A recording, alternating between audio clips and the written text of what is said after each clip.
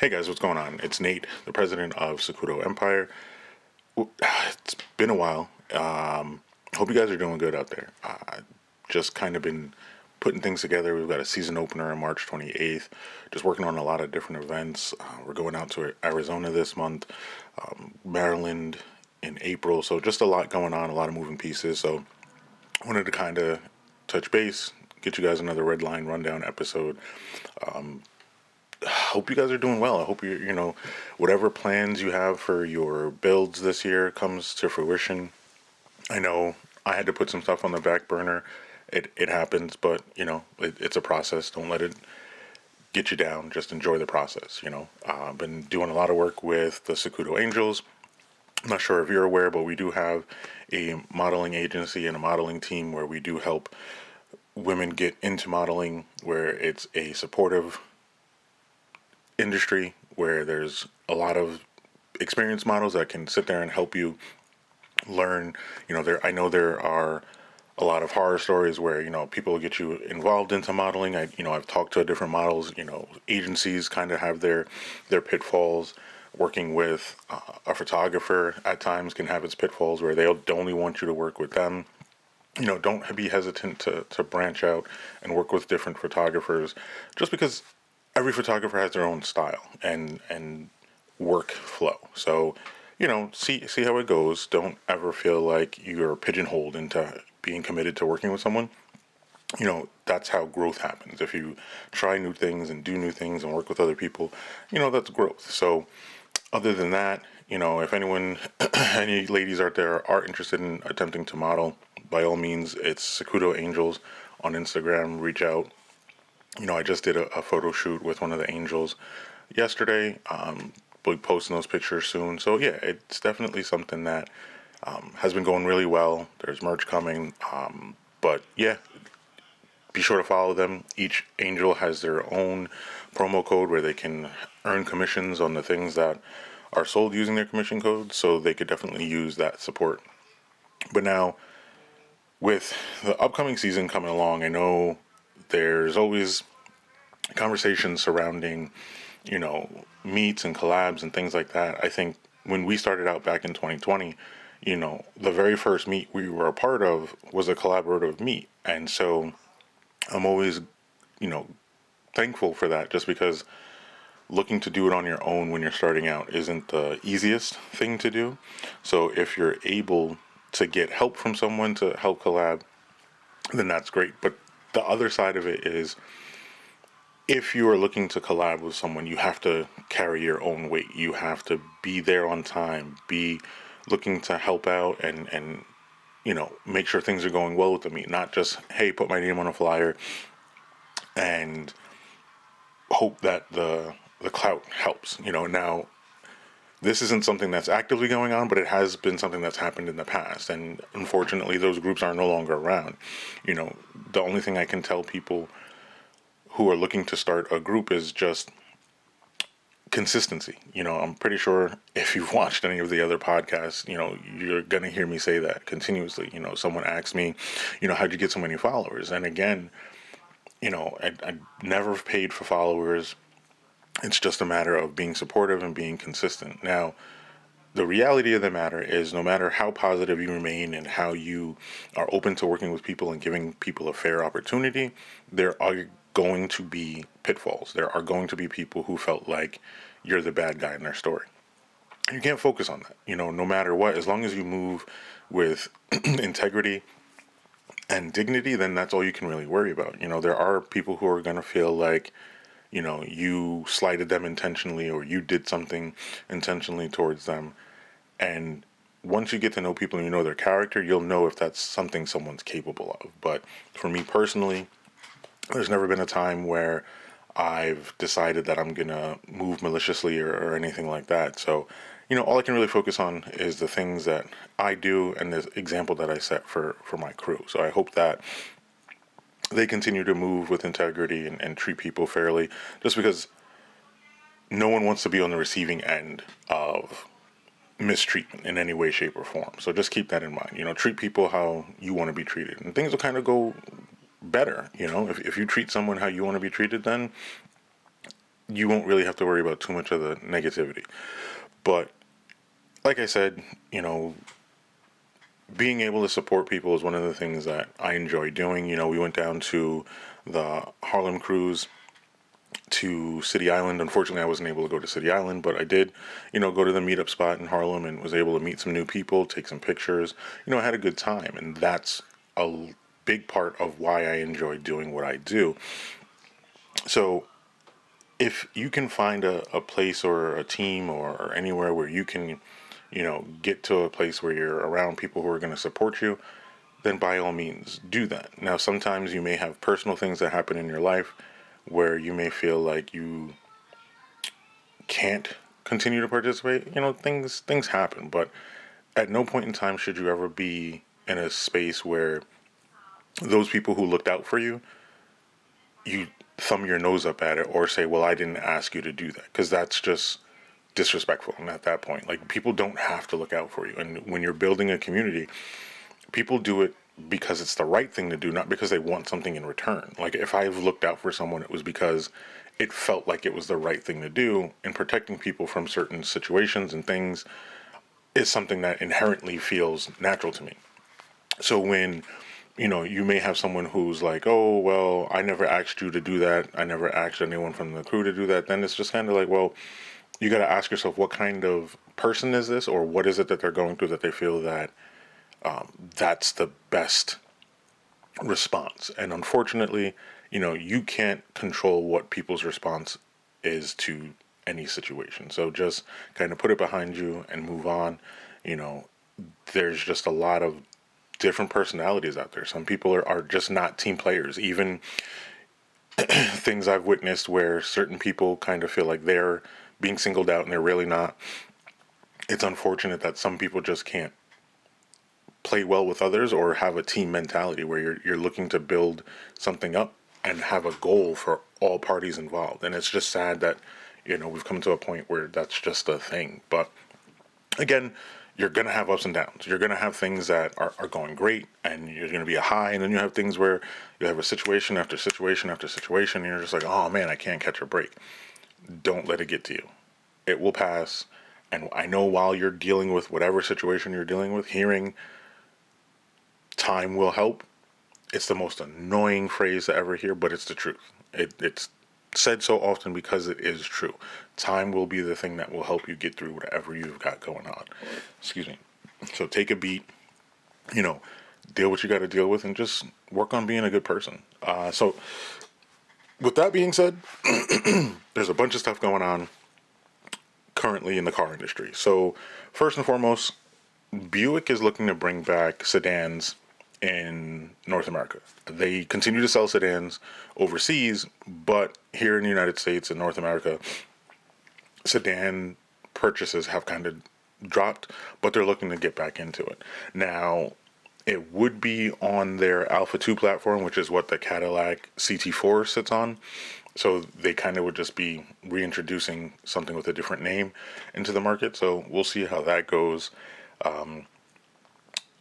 It's hard to say what is going to work.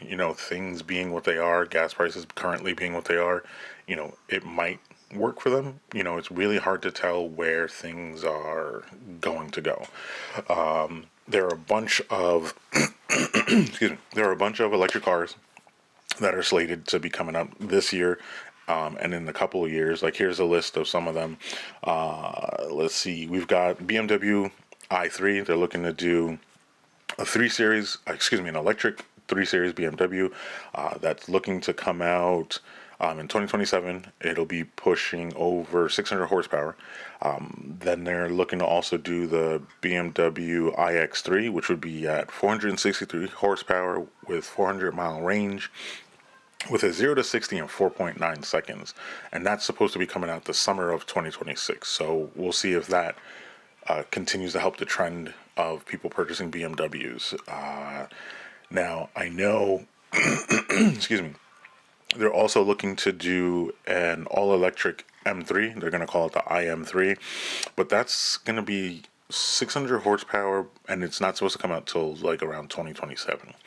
So I've noticed lately BMWs have kind of been very popular in the car scene, and it almost feels remnant to when Subarus were super popular in our area, where almost every event you went to was just a sea of Subarus. But now it's almost as if every car meet or event you go to, it's a sea of BMWs. Now, it's not necessarily a bad thing if you like the car and you enjoy the platform. By all means, enjoy it. But the issue comes at where there's a lack of creativity with it. So now you got your BMW, but by all means, let's be creative. Show your identity of your car through your car. You know what I mean? Don't just have someone doing a burble tune and rap it and then just be a menace in the streets. It's just kind of, it seems as if the thing that's somewhat missing is people looking to create an identity. Now, it's not always the easiest thing. It's not the most cost-effective thing. It does cost money to kind of show your identity in your vehicle, but at the same time,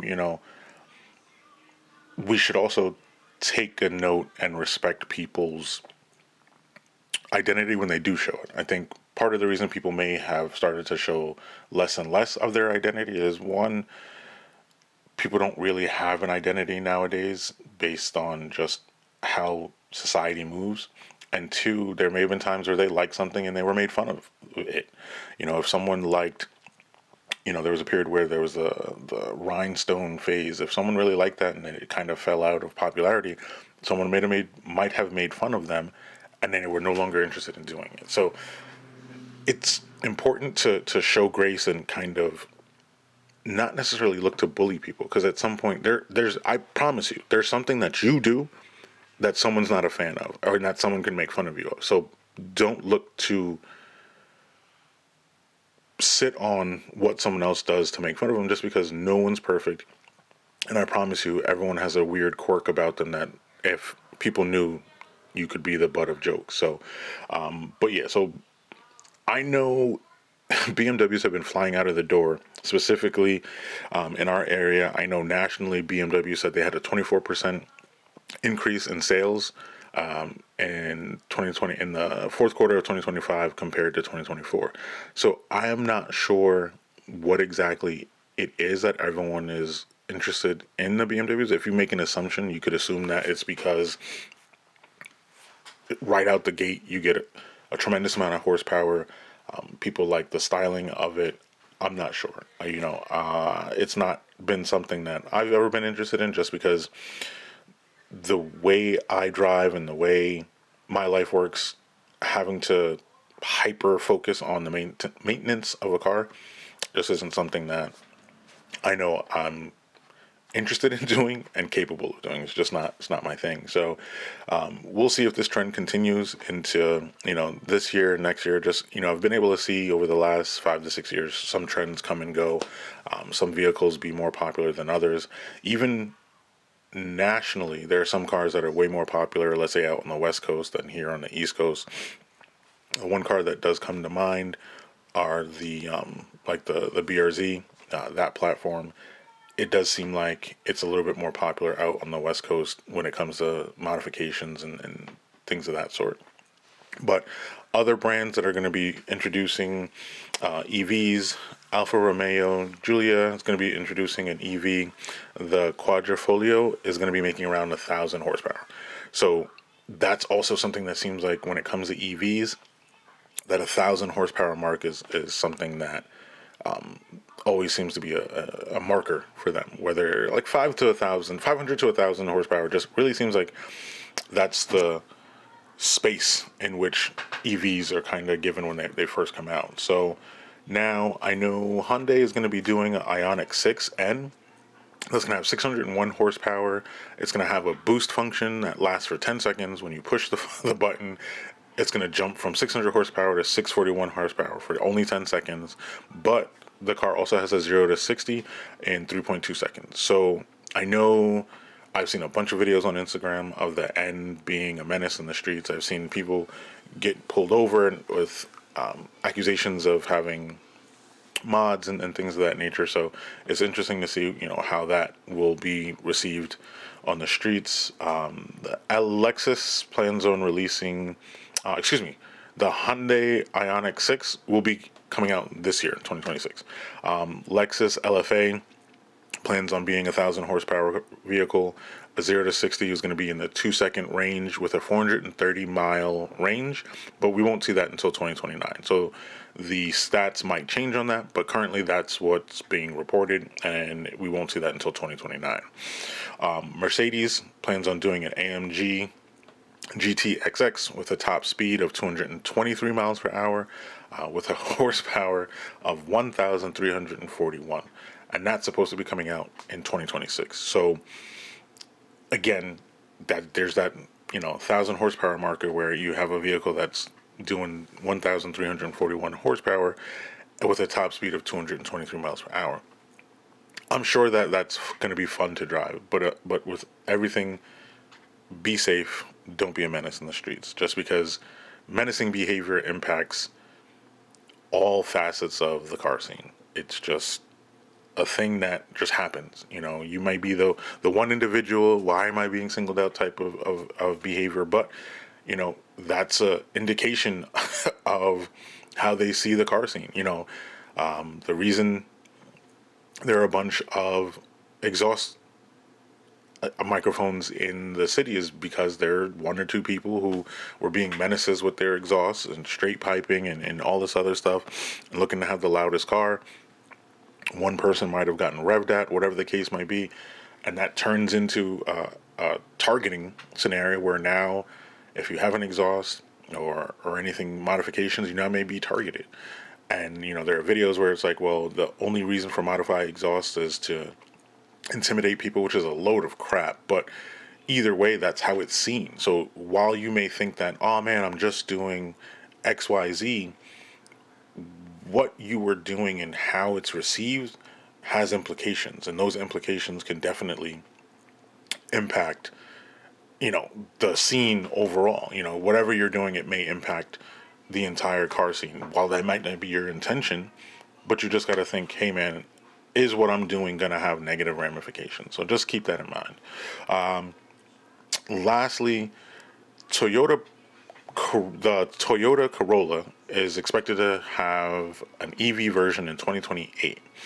Now, it was shown as a concept vehicle at the 2025 Tokyo Auto Show, but there are no details right now. So we'll see if Toyota, which has kind of been one of the number one selling automakers for years, looks to take their super popular Corolla and make it an EV platform. We'll see how it goes. So I know it seemed as if automakers were looking to dial back EV, but it seems like there's a bunch of, and mind you, there's a laundry list more of automakers that are bringing EV cars this year, next year, and the following year. So doesn't seem like it's fully fading out. So it does seem like there is room for people who still want EV vehicles. So, but now, automakers don't necessarily have it easy currently. Like right now, it's reported that the tariffs that have been instituted have cost automakers around $35 billion since 2025. Now, I know we were sold on this idea that if we raise tariffs, it's going to help the U.S. economy. If we raise tariffs, it's going to help U.S. production. And it doesn't seem like that's really happening. It doesn't seem as if the idea as to what we were sold on and how tariffs work was really going to be implemented and work successfully. The part of the reason is that because things have been so up and down and unpredictable, automakers are very reluctant to commit to doing U.S. production. If a company isn't sure that the numbers are going to work for them because they don't know how things are going to transpire, you're not going to commit. A lot of you have commitment issues on a smaller scale. Imagine asking a company to commit billions of dollars to something where they don't know, if they're going to have the rug pulled out from underneath them. So right now, the biggest automaker that's been impacted has been Toyota. The tariff-related costs have been estimated at $9.1 billion and negatively impacting Toyota. So this, you can see it kind of create a trickle-down effect. Companies being forced to pay tariffs on vehicles, the expectation can't be that they're going to cover those costs. So what ends up happening is they pass those costs on to the consumer. So the consumer ends up paying more for stuff because that's just simple economics. Now, sadly, a lot of people aren't, like economic specialists, but when you hear that, tariffs are going to make businesses pay us more money, that's kind of what a lot of people rolled with, when the reality is the U.S. consumer has been faced with tons and tons and tons of expenditures based on the issue surrounding tariffs. Now, if you look at non-tariff related economical issues, if you have, let's say, company A, and company A profits $100 billion a year, and then you have, let's say, the employees of said company looking for a raise and demanding a raise. I'm not saying they're not entitled to the raise, but when you demand that raise, this company that's making $100 billion, their goal is to make more than $100 billion a year. At no point in time are they going to say, well, we've made $100 billion, that's cool, let's stop there. No, they want to make as much money as possible. Continuous growth is what they want. So now, if the employees of this company, they want, let's say, all expenses in regarding to employees, let's say it's going to go from 20 billion to 40 billion, right? So if this company was already profiting 100 billion and you're looking to cut into those profits, this company isn't going to say, you know what, let's make less just so we're going to look out for our employees. Does that sound shitty? 100%. Is it the reality? 100%. This company is now going to say, all right, well, how can we continue to make 100 billion or more? And the thing that comes up almost every single time is cutting employees. A business biggest expense will always be their employees. So what ends up happening time and time again is when employees demand more wages, a company isn't going to sit here and say, you know what, you're right, let me do the right thing and make sure my people are looked after. Sure, there may be one-offs where companies do that, but we've seen multiple examples where a company decides that they are going to trim the fat, get rid of employees to keep their profits where they were or increase those profits. A good example is UPS. There was a threat of a strike. They increased the wages for their employees. After the contract was signed, they then fired a large number, or laid off a large number of employees. Looking at the math on the surface level, it seemed as if that number of, if you do an estimation of their salary with the number of employees that were laid off, literally amounted to the amount of money that they granted them in raised wages. And there you go. It's a simple equation. How do you look to combat that? I'm not sure. I do not have a background in economics, but from a surface level, that's what happens. Expecting a company to say, hey, we're going to take a hit in our pockets so that people can have a better way of life is just not going to happen. Look at McDonald's. Look at fast food places. They were forced to give people higher wages here in New York, specifically in New York City and beyond. They raised the minimum wage for those workers. I bet you when you go in there, more than likely you're not going to see someone waiting at the counter for you to give them their order. More kiosks have popped up. More push of online ordering have started happening just so that they can continue to do business without having to pay a person. If they don't have to pay a person, they don't have to pay them a salary, they don't have to pay benefits, they don't have to pay unemployment wages on that employee, just a number of things that they don't have to do if they put up a kiosk. So those are just some of the things to think about when it comes to the idea around tariffs and how it's impacted the economy in a way. Just again, the way tariffs were sold to a lot of people. I know you guys thought that the U.S. is going to be making a ton of money. We're going to have more jobs here in the U.S. And that's just not what's happening. It was never going to happen. And unfortunately, once that information was told to a lot of people, the update behind that information just wasn't shared at the same rate as the original information. So, but hopefully things kind of pan out. Or the world is it's in a terrible place right now. So, who knows what's going to happen? But Subaru started a heritage parts program. Now, I know Honda and Mazda also had started a program. When you refer to heritage parts, they pretty much mean older models, like, JDM models from the 90s. Subaru is now starting their heritage programs specifically for the Impreza, WRX, and STIs. So if you have older models, they started selling them. But the only caveat is it's only in Japan. Same with Honda and Mazda. Now, can you order those parts to the U.S.? I'm not sure. If you can, based on what's going on currently in the world, getting those parts may cost you 2 arms, 2 legs, just because of everything that's happening currently. So if that's something that you're interested, by all means, hopefully this information helps, but good luck. Now, there was a document that was leaked where the 2026 Ford Mustang Dark Horse will cost over $100,000. Around 110 to be exact, at base model.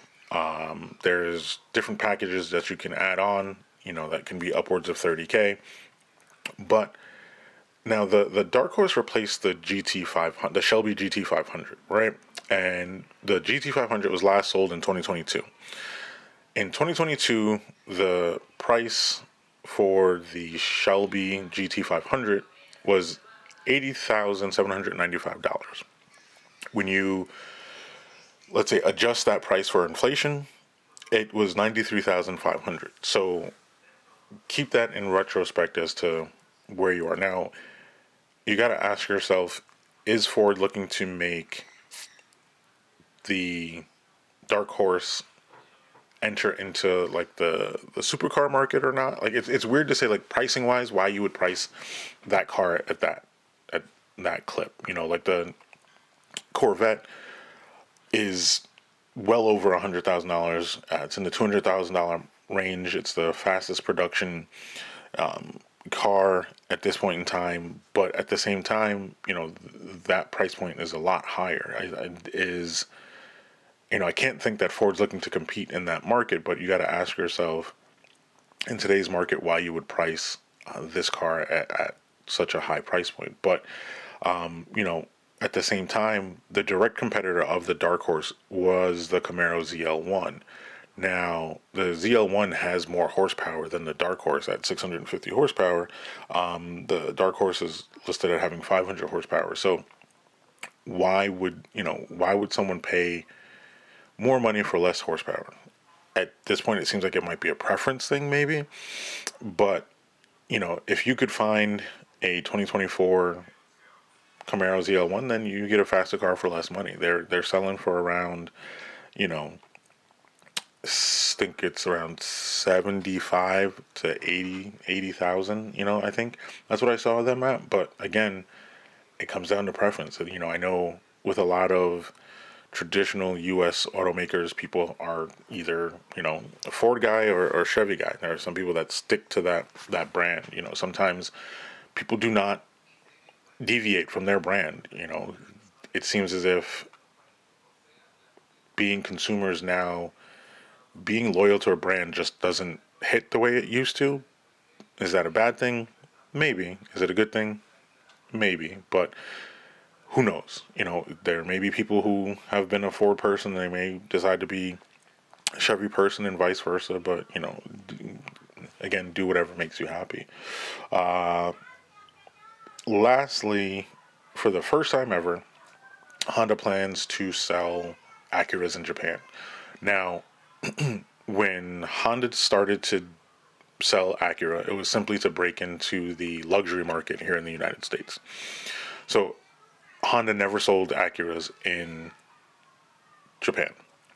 So now that Honda has a factory in Ohio, the plan is for them to reverse import the the Acura Integra Type S and the Passport Trailsport Elite. Those two vehicles they plan to reverse import into Japan with their left-hand U.S. specs. So the cars will be as is, that they were meant to be sold in the United States, but they're going to be sold in Japan. Now, I do know the Integra was doing well in Japan, as well as the Prelude. I believe they had strong sales in Japan, if I'm not mistaken. But will the left-handed version of this vehicle sell well in Japan? It's interesting to see. I'm not sure why they decided to do this. Maybe they have numbers to support that this would be a good move for them. Only they know. But hopefully, it works out. I know I've covered a bunch of stories in regards to, the Prelude and the things that Honda has been doing. So we'll see how it goes. But, we'll keep an eye on what's going on in the car industry and what's going on. I do know the New York the New York International Auto Show is coming up. I was accepted to be media, so I will be there checking out the auto show before it opens to the general public in April. So stay tuned for that content. I'm gonna, have a book bag full of things. You'll get a lot of POV content. You'll get a bunch of videos and things of that nature. So just stay tuned for that. Look out for that. But I'm excited. This is the first time I've actually applied to be media at such a large scale event, so I'm excited to be able to participate in that. I know I've been going to the New York International Auto Show since I was a kid. Like I remember being there when in the 90s when they had the Batmobile there. I got lost there twice as a kid, so it has a special place in my heart and how I became a car enthusiast. So that's something that's very exciting for me. So hopefully you guys get to go. It's usually not something like, oh man, you get to see and experience a bunch of new things, but it's just an experience. And for me, life's all about experience. We've gone as a group in the past with the crew. There are people that have never been and they got to see it for the first time. They had a good time. There's just all you can, make are memories and experiences. So if you have a chance to do that, by all means, go ahead and do that. You can drive or take the train, whatever, makes it easier for you. But I definitely suggest going and checking it out. So thank you for watching this episode of Redline Rundown. I hope to see you guys soon. Enjoy the car season, guys. Stay safe. Peace.